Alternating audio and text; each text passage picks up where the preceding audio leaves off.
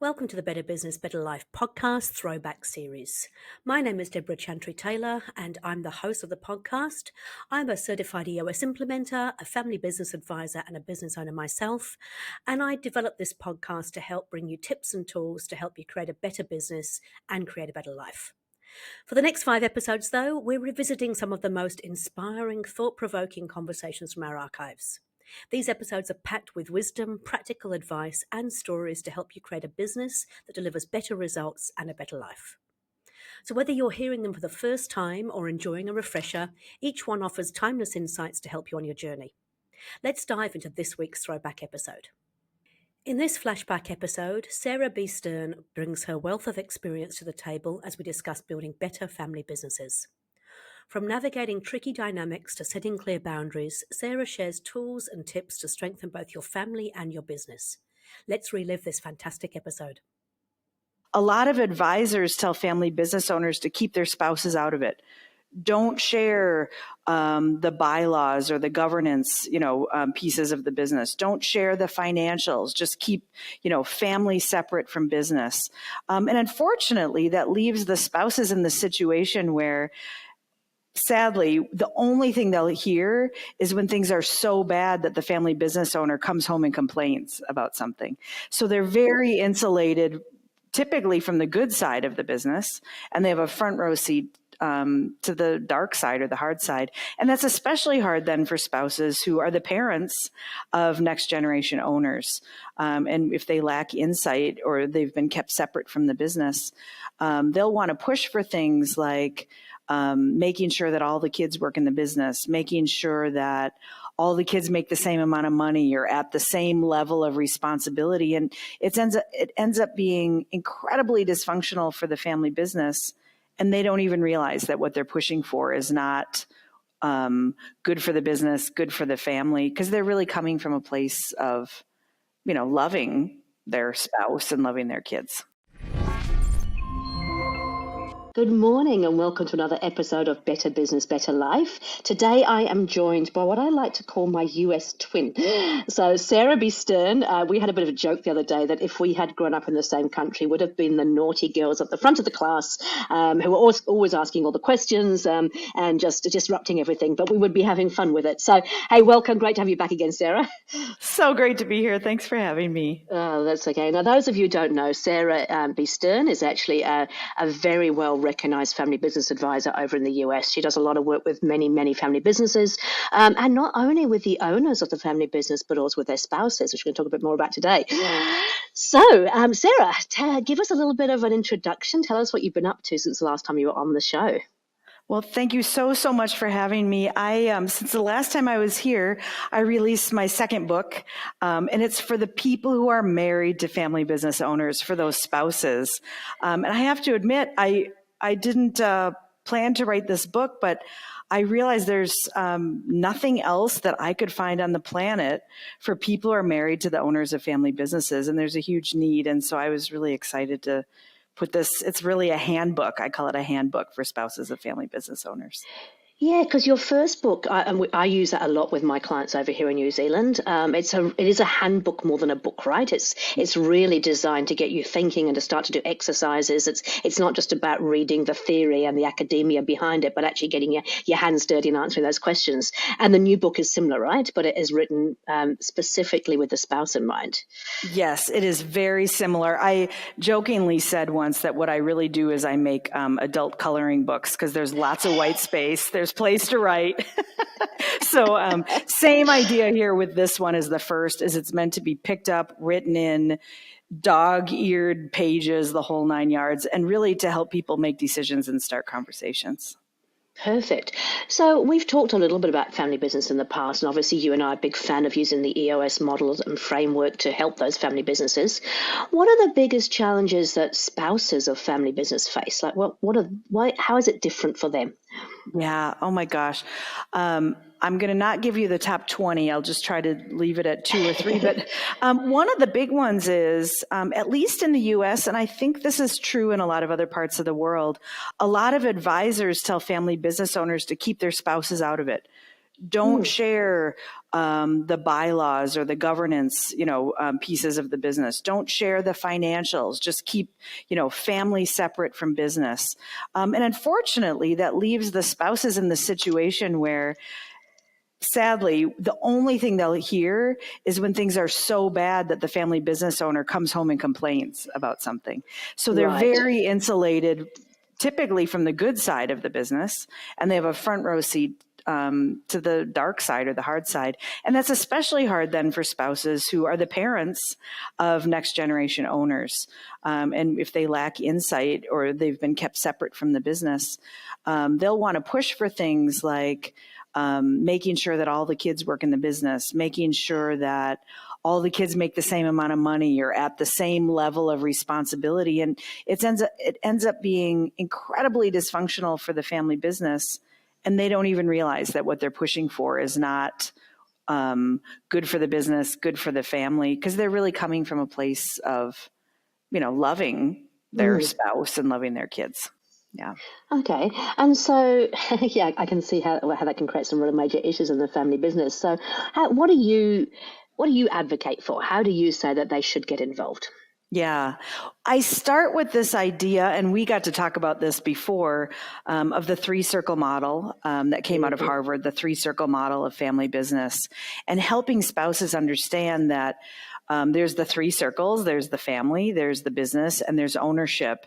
And that, especially helping spouses understand that the definition of fairness in each of those three circles is different. Often in the family, the idea of fair is equal. Everybody gets the same dollar amount or a similar type of gift. But that fair inside of the business shouldn't be that. It should be more like you are qualified for the job and you're paid, the market rate for the job, for example. Yeah. That's what fair should look like in the business. Absolutely. And then, of course, you've got the ownership thing as well. So, it's really important that you actually understand each of those and how they fit together. Yes. And there's ways to make sure that your family is well looked after. It doesn't have to be through the business, does it?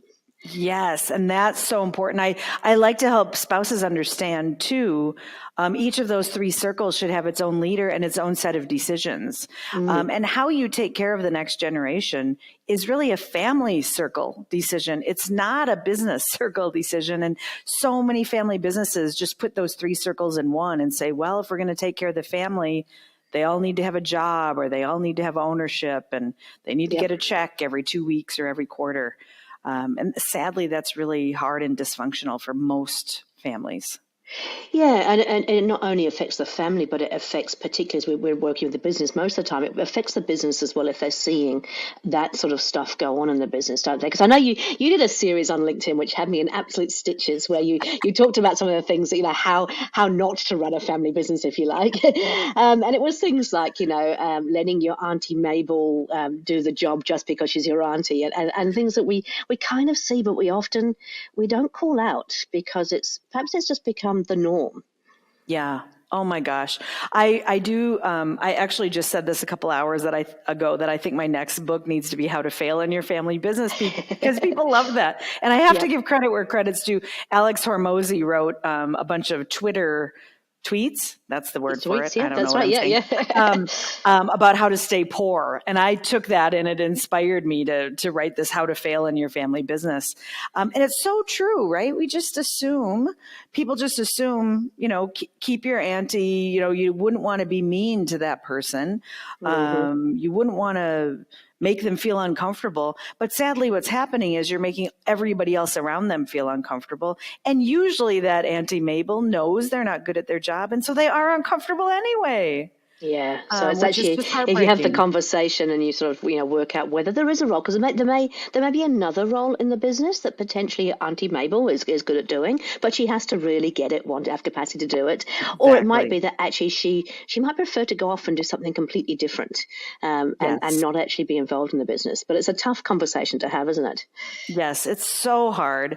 And I just heard this great speaker at the EOS conference, and she was saying that her dad gave her this advice that everything's hard, right? It's hard to keep this person who doesn't get the job, want the job, and have the capacity. It's also hard to have the conversation. Pick the hard thing that moves you forward in a more positive way. And I was so inspired by that. It's just so true, especially in family business. And I think it goes back to that old adage of short-term pain, long-term gain, because in the long Totally. term, using our example, Auntie maybe will be happier, the business will be happier.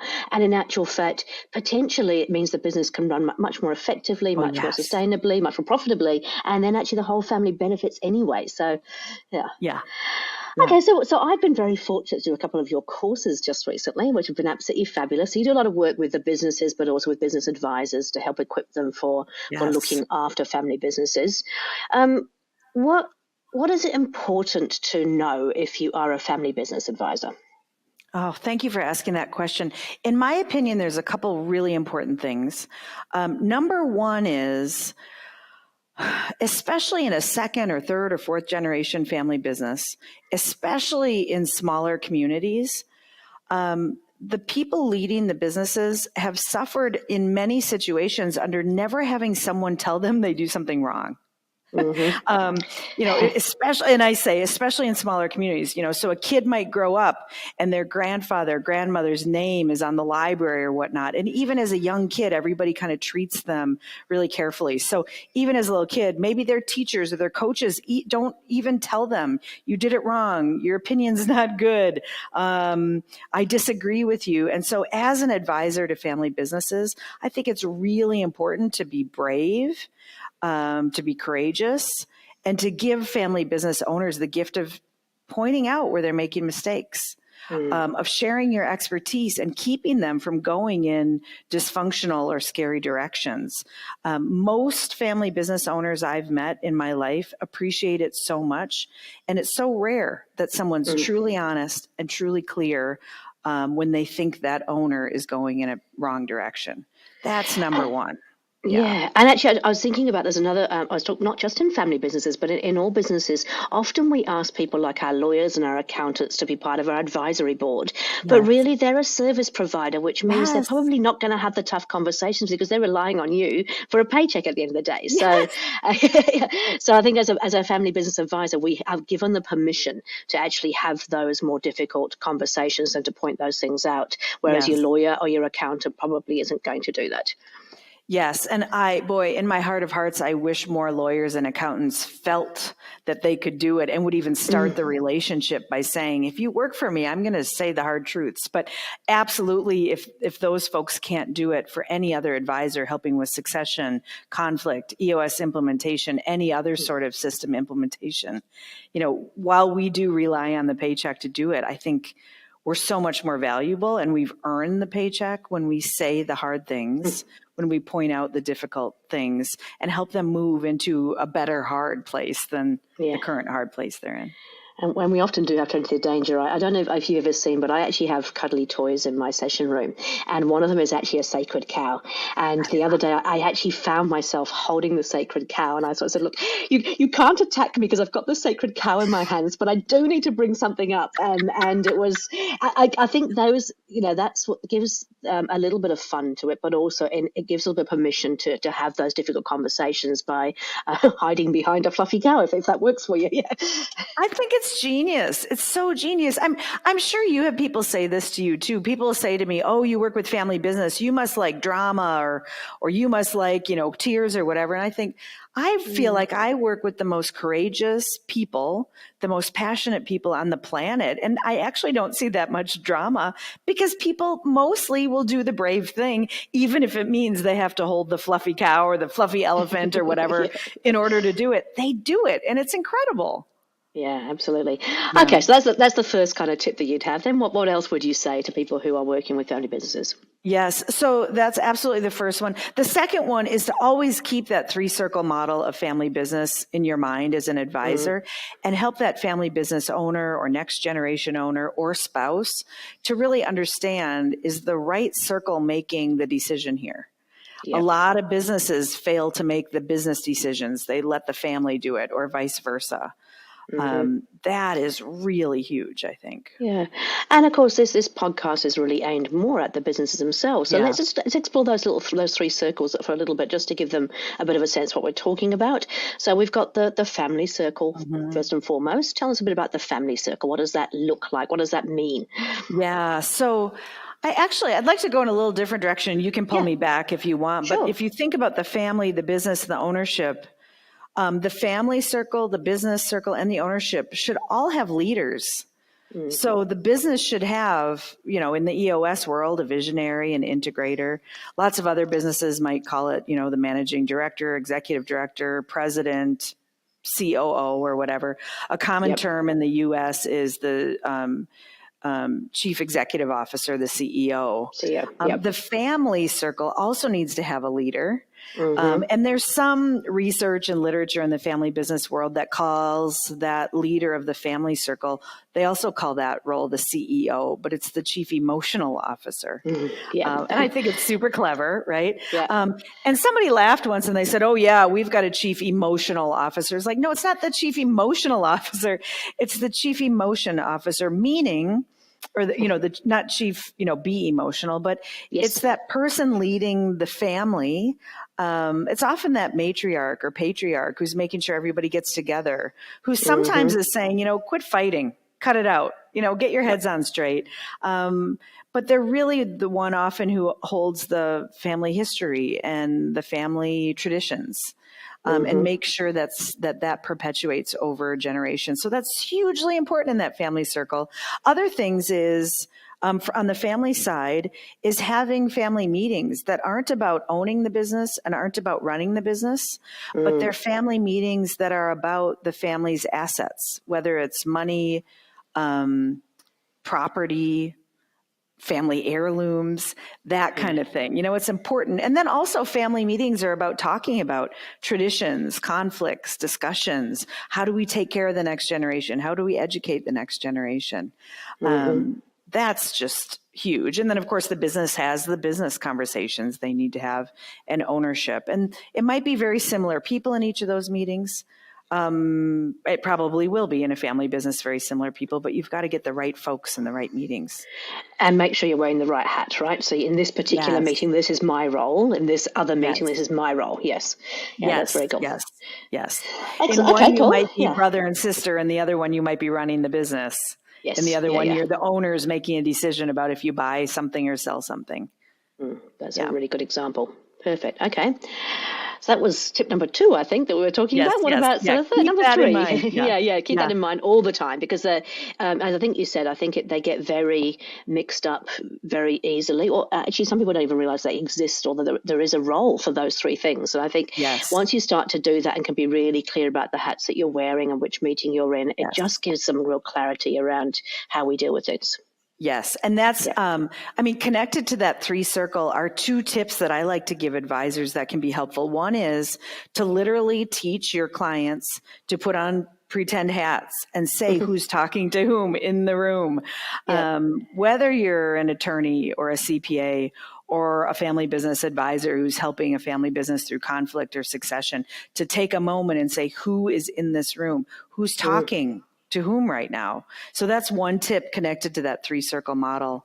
The other one connected to that is I always advise, and I always suggest to advisors that they advise their family businesses to literally think of that 3 circle model as 3 separate tables, and the importance of sitting around each of those tables on a regular basis. One might be a family dinner, right? That's one table.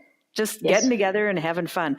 Another is a leadership team meeting, strategically making decisions about the business and who works there. And the third is that ownership table, and why do we own this business? And do we want it to grow? Are we willing to invest in it? How much money do we need out of it? Having those conversations and doing that on a regular basis. Even when things feel like they're really smooth and going well, it's still important to sit around those 3 different tables on a regular basis. And I suppose it's a little bit like the level 10 meetings that we use in EOS. I have some clients who sort of say to me, well, we have to go for 90 minutes, don't we? It's like, well, no, you should definitely have them regularly. If you happen to finish a little bit early, that's fantastic. Then you can go and do something more social, or do you work on your rocks. But it's actually, even you've got to still have them on a regular basis. People know that they're there. And if you happen to finish a bit early, then that's great. There's nothing wrong with that. But come to the table. What I will often say too is, don't go over. Trust that you can get the most important stuff done in the time that you have. Don't just let it go on and on, right? Because unfortunately that'll happen too, where they just go on and on and on, and it stops really being it might feel productive, but it's not productive anymore. Yeah, no, that makes perfect sense. Hey, just going back to your hats analogy. I used to have a friend who was actually, I met them through going out and trying to find an agency to work with, an advertising agency. And I met this couple who ran this advertising agency, and we became very, very good friends, which can be a little bit challenging at times, because when you're very, very good friends with somebody and they're providing services to you, I used to literally say, hey, I'm now putting on my my client hat, and I don't, I'd much rather stick my head down a toilet than have this conversation, but I've got some challenges around what's going on with my client hat on. And then I would, we'd have the conversation. I'd say, right, now I'm taking my client hat off. Now let's go grab a glass of wine and we can kind of be friends. But it was really important for me personally, because it actually gave me permission to go, hey, I love you as a friend, as a family member, whatever it might be. But in this particular situation, this is the role that I am here for. So I have to put this hat on. Oh my gosh, that's so beautiful. I've shared that 3-circle model with so many people who say, oh, everybody needs this, actually, right? Yes. Everybody in the world, everybody in business needs this. And whatever the label of the 3 circles are, it is kind of irrelevant. But I had this great, I got to observe a family business have this amazing conversation where they were trying to figure out who should be the leader of the sales team. And the founder, dad, was done. He'd done it for almost 40 years. He was tired. It was time to find someone else to do it. And a next generation daughter was saying, I really think I could do this. And he was kind of trying to talk her out of it. She was starting to feel upset. Tears were kind of welling in her eyes. And finally we stopped and said, who's talking to whom? And we realized dad was talking to colleague. Yeah. And when we got dad to stop talking and the owner and the sales leader to talk to his colleague, he had complete faith in her. But when the dad was talking, he was trying to protect her and her young family and her time. Yeah. And it was really uncomfortable, mixed up, feelings were getting hurt. And then once we got the right hats on, it was clear. It was healthy, just like you and your friends. Yeah. Yeah, that's fantastic. I love that. Yeah. I mean, I know my family sadly aren't with us anymore, but I know that when they were around, I mean, we had a very complex relationship. We all loved each other dearly, but we were quite similar in many respects as well. And so we'd have those things. And it's right. I mean, even though I was, in my early 50s when my father passed away, he still treated me like a child much of the time we were actually together. It was and they just can't help themselves, right? So it's important to recognize that they're doing what they think is absolutely best. It comes from a place of love. Yes. Can I say one more tip for advisors? Yeah, please. I should have said this first. I think there are times when it makes sense as an advisor to meet one-on-one with different family members, but I think those opportunities are few and far between. I think it's so much healthier as an advisor when you get people in the room together and they hear the words out of each other's mouths and you're helping them learn to have those hard conversations versus an advisor getting in the middle of that. And I see so many advisors just start out every engagement, no matter what, going and having these one-on-one conversations. And I think I know this is going to upset some people who hear this, but I just think it's actually it encourages the dysfunction instead of encouraging the hard conversations and helping them learn to say these hard things to each other. Yeah. I mean, we have this with not only family businesses, but any business that I'm working with in the OS, where I always say to them, look, I am completely available for you in between our sessions. Sure. But if they ring up and they've got some kind of issue with a person, with something's going on in the business, I go, that's great. Now, please take that to your next level 10 meeting. Or if you like, we can bring it up at the quarterly. But I'm not going to try and help you solve that, because that's actually a team issue to resolve, not an individual. Yeah. And why not have that conversation with somebody? I same thing. I'm happy to listen. I'm happy to hear you out, but I'm always going to point you back to each other. I'm not here to fish for you. I'm here to teach you to fish. Absolutely. And it's interesting. I'm back studying again at university, doing my next part of my family business accreditation, family business advisor accreditation. And I think the best part is in the beginning, it is worthwhile having a conversation about the family as a whole. What is the family history? What's the family tree? Getting a bit of sense of where the family has actually come from, because there's a danger of kind of thinking that all families are the same and they have the same kind of issues, but they may have come, from if you understand the family history and where they've come from and how they've got to where they are, you can start to pick on some of the things that might become issues in the future. It So I is think in the so beginning, it's spooky. nice to do that. Yeah. Well, first of all, I love that you're doing this next part of your education. I bet it's a blast. Oh, I'm loving And it. I don't know how Yeah. you find time to do all the things you do. So that is incredible. But I completely agree. And it's, well, for one, it's fascinating, of course, for me as an advisor, but often for them, their eyes become wide open and they notice these trends that happen generation after generation that they didn't realize were happening, right? That just keep happening. Yeah. So I think that's super fascinating. And I think it's really important for advisors to really help a family business, but help them understand on the family side, why are we a family? What's important about being a family? What are we about? What's our identity? Kind of similar to the core values we talk about in EOS. What are your values as a family? And then do the same thing on the ownership side too. Absolutely. Yeah, it makes Yeah. perfect sense. Yeah. Okay, cool. So we're going to go back into the spouse stuff now. So I want to find Yes. out Yes. more about, so you've obviously got the book, which as you said is a real handbook, an adult colouring in book. I love that. And I highly recommend it. By the way, I actually, Sarah very kindly brought some to Dallas for me when we caught up in Dallas. So I brought some home in my suitcase. And so if anybody wants to grab hold of one of these books over here in New Zealand, they're more than welcome to come and give me a yell and I'll drop one off to them. But so you've got the handbook, but you've also developed another tool, haven't you, to help with this? Yes. Just by the way, the book is called Married Yes. to the Family Business, is it? Is that the right Yes. word? It's called Married to the Family Business, a handbook for spouses of family business owners. Perfect. And thank you for offering to get the book to people. I really appreciate that. Oh, look, as I said to you before we got on the podcast, Amazing. we actually had the chairman of the Family Business Association from New Zealand over in here doing a podcast the other day. We had such a great time talking about family business, but I actually gave him both of your books and he was just blown away because there isn't the thing I love about them. I always say that the brilliance is in the simplicity. And think I've read every single family business book there is out there. And often they are huge, they're academic, they're chunky. Yes. And you kind of go, I can't even find the time to read it myself. It's like, so I can't imagine a family business would, but Right. yours is just beautiful and simple. And he was the same. It's like, oh, this is like really good because it's such a simple tool to use as opposed to a lot of it, which is based on academia. Yes. Yes. Yeah. That frustrates me so much when books are thick and hard to read and have 4-syllable words in them. Like nobody needs that. Yeah. So, if you can't turn it into a contraction, what's going on here? So, I cannot understand that. But anyway, yes. So I have created an online resource for the spouses of family business owners. And what I think is so fascinating is when I first started marketing it, people thought it was for the couple to participate couple together. in. Yeah. Yes. Which makes me think, I probably should build something for the couple. But this really is for that person who's married to the family business owner.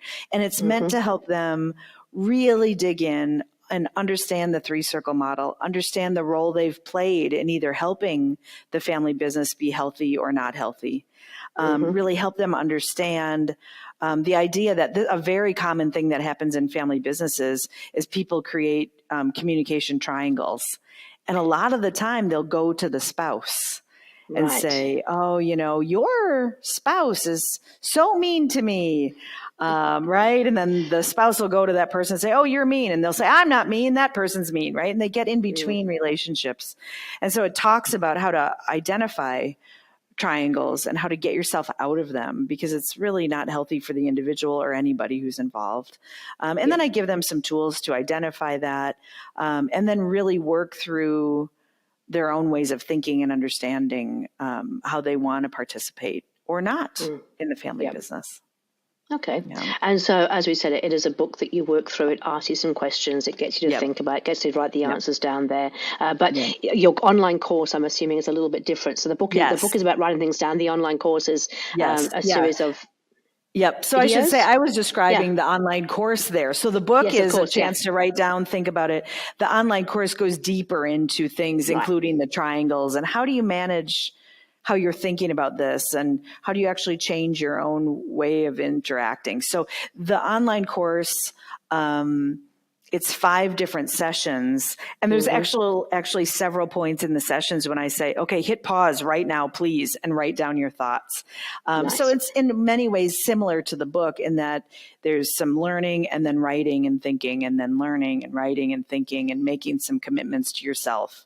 And it's really designed to be something you come back to every 90 days to help you go deeper into your understanding. Yeah. So it's a book on steroids in terms of it gives you a little bit more depth and yeah, fantastic. That's what I should have called it. Brilliant. And I do find it fascinating because I saw your journey where, you launched it and then you had all this feedback that people thought it was for couples and it really was for the spouse. So I think there might be something in there. I mean, we only have a very, very small business at the moment, but I always wonder because my husband is not involved in the business, but I always wonder about, I don't think he quite fully understands what goes on and how do I get him more involved. There must be a workshop there for couples, I'm sure. Apparently there's a desire for it. So yes, that's right. That's either good. you or I need to create this. Yeah. Yeah. So, I mean, I'm really interested. Both you and I, we love the family business. I think it's because I love the fact that we can actually help them get a better family life by helping them get a better business life. And I think that's what kind of drives me and motivates me. I always say that life is too short. Having lost all of my family in a very short period of time, I don't want anybody to not spend the time, good quality time with their family. I was very lucky to spend good quality time with my family. So what do you think the main differences are between a family business and just a normal privately owned business? Yeah. Well, on one side, I would say there often aren't that many differences because often a privately owned business will have maybe one other random family member in there, right? But I will say when you're looking at multi-generational family businesses, I think the biggest thing is the horizon. A business that isn't thinking about the next generation owning it might be thinking about who are we selling it to? Are we going to close it? How much do we have to grow it to sell it for a better price? I have some of those different kind of priorities. Whereas in a multi-generational family business, they're often thinking 30, 40, 50, 60, 100 years out about building the business for the family. And often they're thinking about the community too. And for me, that's what gets me so excited about working with family businesses. I know the numbers in the US that family businesses tend to have people work for them longer. Those owners give more generously to their communities. They invest in things like parks and art and schools and music, right? Yeah. I know those statistics in the US. I'm guessing they're pretty similar around the world. They are, yes. They really, really commit to their communities and their employees because I believe their timeline is so far out, decades out versus maybe 12, 15, maybe 20 years for other businesses who probably have a sale in mind. It is really interesting, actually, because when you start looking at, what are actually family business, some of the biggest brands around the world are actually family businesses. And here in New Zealand, I've been learning a lot more. You've got the Barfoot and Thompsons who've been around forever and a day. They're a big brand, but they're actually a family business too. Yeah. And like you said, they support the community, they reinvest, they are, they really want to keep those things going. So it is interesting that we think, I don't know, I think before I started working with family businesses about sort of 15, 16 years ago, I imagined it was just small business, because a family business, but actually when you look at it, there are companies that have been around, as you said, for hundreds of years that have handed it through. What happens though? So, I mean, not every family member or not every family has somebody in the family who can take over the business. And maybe you don't want to get rid of it because, just because you haven't got a son or a daughter or an uncle and auntie or a cousin who can step into your role, what do you do if you want to still keep the family business but want to remove yourself from the day-to-day of that family business? My gosh, Debra, it's such a good question, and one that I think a lot of family business leaders and owners get surprised by. They just assume if I own it, I've got to run it. I must not only work in it, but I have to lead it, And I have had the chance over the last dozen years to meet several family business owners who don't even work in the business. I got to meet one family business owner who, what his job is, because it's his favorite thing to do, is mow the lawn. He loves mowing the lawn. They have several locations, and he's mowing the lawn all the time, all summer long. He doesn't run the place. He has a boss. That's it. So it really works well. And there are plenty of family businesses that have owners who don't work in the business, are never going to work in the business, or owners who aren't running it. They're doing payroll or mowing the lawn, you know? And I think it's a beautiful model to think of. We can own this asset and let somebody who's uniquely skilled run it. I had the example with a family business the other day, a little while ago, a couple of months ago, where the father, who was the founder of the business, felt like he did have to be the leader. He had to be the person driving it all. And as we worked through the EOS process, there was this kind of light bulb moment about 6 months in where he kind of went, you know what? I don't think I want to be the visionary. And it's like, oh, okay. So tell me, what do you want to do? And I was like, I want to do research and development stuff. That's all I want to do. I was like, fantastic. Okay, now we know what you love and what you're great at. And I think it actually made him realize that he didn't, when you start to define what all these accountabilities are and what's available, he was going, well, actually, I don't think I want all of that. I just want to do this very specific thing here. And it was, it just made my heart sing, because it's like, wow, here he is, like he's been committed to doing all this stuff when in actual fact, all he really wanted to do. I think it's similar to mowing the lawn, maybe not quite, but it's, that was what he wanted to do. It's perfect. You do not have to run the business. You don't have to run it. You don't have to even work there. You don't have to. It's just so amazing when I've seen people go through what you got to witness recently. There's so much freedom. They get lighter. Like, I could just do what I'm suited for and let someone else run it is so healthy. And sadly, I think it's actually quite uncommon. But I want it to be more and more common. I mean, why just because your great grandmother wanted to start a business would you want to be in the same industry? Like, there's no reason that should happen, So it happens in some businesses, but sadly, I think there's a lot of next generation family business owners who suffer with things like, drug abuse and chemical abuse because they feel trapped by the business, and it's very sad. They don't have to be. No, that's absolutely right. Actually, there's another family business that's here in New Zealand that I've seen where it wasn't actually that the sons and the daughters that actually wanted to take it over. It actually ended up being a cousin. And so I guess as your family gets bigger and you've been around for a lot longer, you do have more options. But like you said, if I'd followed my father, I'd be in IT sales. If I'd followed my mother, I'd be a travel agent. And neither of those things particularly appeal to me. But that's what a family business is saying, right? Is, well, you should come and do what I've been doing because that's what I wanted to do. Yeah, it's almost not, when you look at it like that, it's just a bit silly, really, isn't it? It's absolutely ridiculous. Like, why would that even happen? And it certainly does. And of course, some people grow up with fond memories of the business. It's the only thing they can imagine doing, right? But I don't know why we would think that the next generation would just be really excited about the industry we happen to be excited about. Yeah, that's true. And I think that's what I really love about EOS. I think that it actually gives that framework. It gives the opportunity to actually question things that maybe have never been questioned before. You can actually go through the whole process and kind of go, okay, this is a structure we're looking at that we need to run this business. Do I really want a part in this, or what part do I want to play in it? Yes. And often they've just, naturally assumed this is what's going to happen. Now you're giving them a chance to go, oh, actually, I wouldn't mind doing this, or actually, I wouldn't mind not being in the business. That's an option too.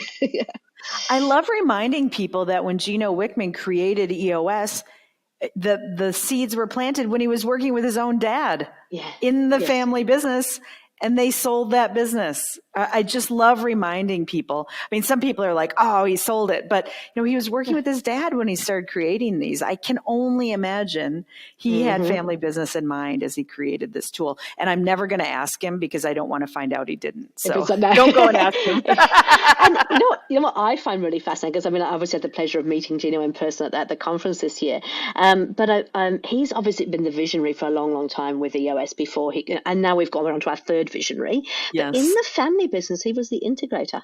So it's interesting too that, his dad was a visionary, he was the integrator. I think in different businesses and the different requirements, you actually may end up wearing different hats. I'm Yes. embracing my visionariness these days. I've been an integrator for other people for most of my life. So, GM roles are very much about managing the business and the minute detail and the people. And I did that for many, many years. But in my own business, I've realized, reading Rocket Fuel again, it's like, oh my goodness, I am a typical visionary. Yeah. I think you're really onto something with that. I've seen a lot of people be an integrator because they thought they should, or they just happened to be good at it when they were young and they just kept doing it or whatever, right? I've actually seen family businesses too with this idea that the only way you can ever be the visionary is if you work your way up from, let's say, doing stuff to being on the leadership team, to being the integrator, to being the visionary. And it does not work that way. No. Thank goodness. This was in November. I was with a family business and they'd been working for 3 years on getting the next generation leader prepared to be the integrator. And they finally realized, oh my gosh, she has all the vision to be a visionary. They can hire an integrator. Yeah. She doesn't have to spend a decade in that integrator seat and then be a visionary. Oh, it changed everything. Everything changed when they realized that. Yeah. It's also really funny because I think I've always sort of wondered, I love EOS, so I know what EOS does, but I always wonder what other people saw when I actually presented it and what they sort of took out of it. And I've been presenting to a couple of my colleagues who are leadership coaches and working with businesses, and one of them actually said to me, the thing that was most unique about EOS for him was the fact that it actually was a visionary role.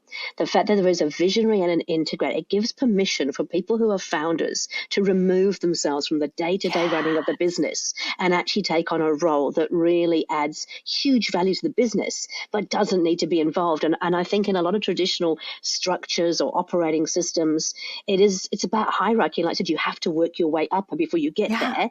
Actually, this is about, here's a box. And if that is your unique ability and that's what your God-given talent is, then, get into that box and start doing that stuff.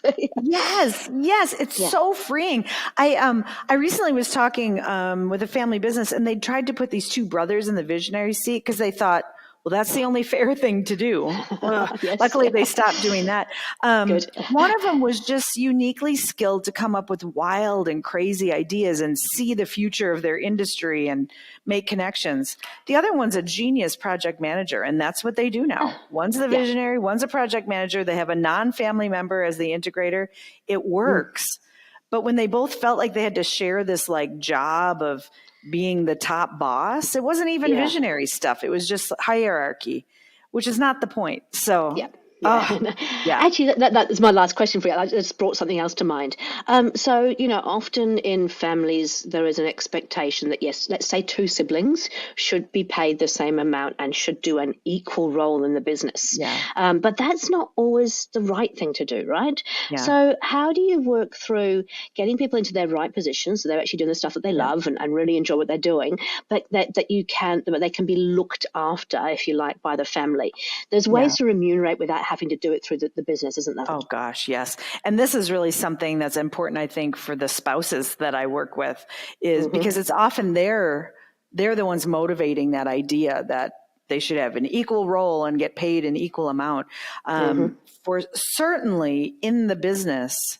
And actually, here's a funny thing. I believe what I'm quoting here is research that was done in North America. So this is not global numbers, but what research found is most family businesses underpay their family members, even though there's this like concept that, you work for your dad, you're making too much money. It's actually research says they get underpaid. But anyway, I like to say, just pay your people market rate. It's the easier way. Just pay them the market rate. I don't care if there's $70,000 difference between your kids or 100 or 1 million. Pay them a market rate. But please, when it comes to if you're paying for weddings or cars or giving gifts at holidays or birthdays, make that equal. Right? Yes. Make that equal. Don't, and then, if one of your kids makes $10,000 a year and the other one makes 100, please don't give one kid a $90,000 gift and the other one nothing. Like, please, no. Fair is fair. Fair is equal in the family. Fair is market rate in the business. And then ownership, that can be equal. or not. You've got to get really clear about what is your philosophy about ownership. And some family businesses do say you can't have ownership unless you're running it. Well, okay, if that's the case. Or others say, we don't care what your job is. We don't even care if you work there. You're going to be equal owners. That's up to the philosophy of ownership. But man, make the family side fair as equal. Make the business side fair as what your kid could make somewhere else. Market rate, absolutely. Market rate. And that's the difference between, I mean, we in a traditional kind of non-family thing, it's governance versus operation, right? You know, you may well be a shareholder and you may even be a director, but your role in the business, if it is that of a lawnmower, then you're going to get paid the rate that a lawnmower guy gets paid. Yeah. Oh, You'll get paid appropriately for that job. Cool. Hey, look, we could talk all day, but unfortunately we don't have all day. I'm going to ask you before we finish up, you know, where can people find this really great information? So I know both of your books. So the first one is called Start Here. Yes. Start Here, a guide for family business succession. That can be found on Amazon or with you. The second one is called Married to the Family Business, and that's a handbook for spouses of family business owners, also on Amazon or with you. And then the workshop that I created for spouses can be found at healthyfamilybusiness.com. Nice. Believe it or not, nobody bought healthyfamilybusiness.com before me. It was just, cheap as could be. So there's another fun thing at that website. I made a very short assessment that a family business owner or leader can take to identify where they're really healthy and where they're not. So that's there on that website. Wonderful. So that's healthyfamilybusiness.com. You can find your books on Amazon and, of course, Sara B. Stern on LinkedIn if anybody wants to talk to you as well. Hey, Sara, look, thank you so much. Again, I always enjoy talking to you and can't wait to see you again in person, hopefully not too far away. Yes. Thank you so much for having me. And I really look forward to making trouble with you in person soon. Yes, sounds good. Thank you.